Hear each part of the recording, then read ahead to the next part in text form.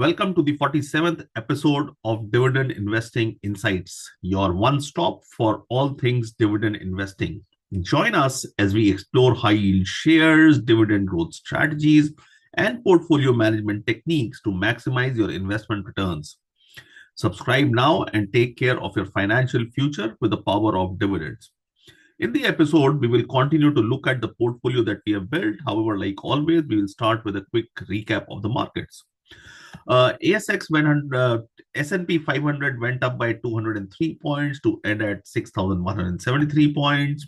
Nasdaq too went up by 846 points to end at 20,273 points. And here locally in Australia, ASX 200 went up by 8 points to end at 8,514 points. However, as I have said, share market stock prices will go up and down all the time.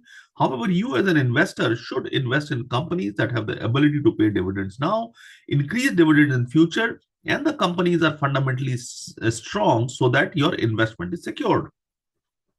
With this background, let's do a quick recap of the portfolio that we had built. We had first bought KDP 50 at 37.46.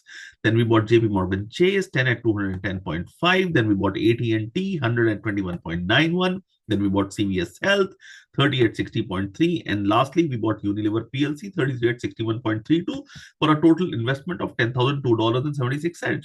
And this is what we had set out with. We had $10,000 that we wanted to invest in companies which are fundamentally strong, dividend-paying companies.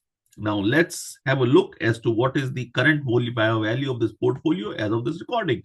As of this recording, KDP is trading at 32.85, JP Morgan Chase is trading at 287.11, AT&T is trading at 28.08, CVS Health is trading at 68.49, and Unilever PLC is trading at 60.92 for a total portfolio value of $11,386.66. However, that's not all.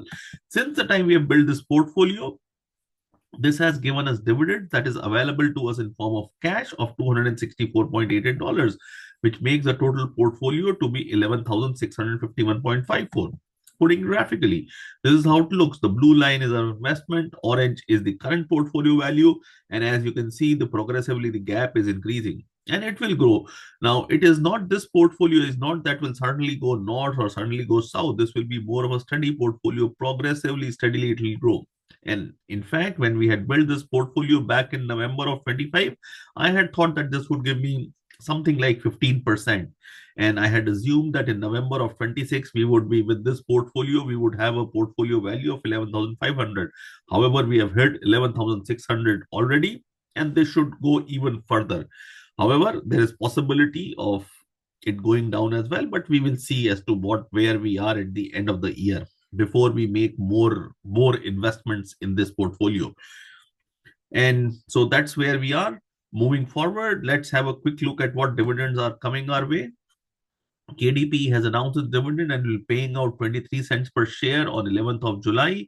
We have passed the ex-dividend date, so this dividend is secured. JP Morgan Chase has an ex-dividend of 3 July and will be paying $1.40 on 31st of July. We await the dividend from the other three companies, which is AT&T, Unilever PLC, and CVS Health.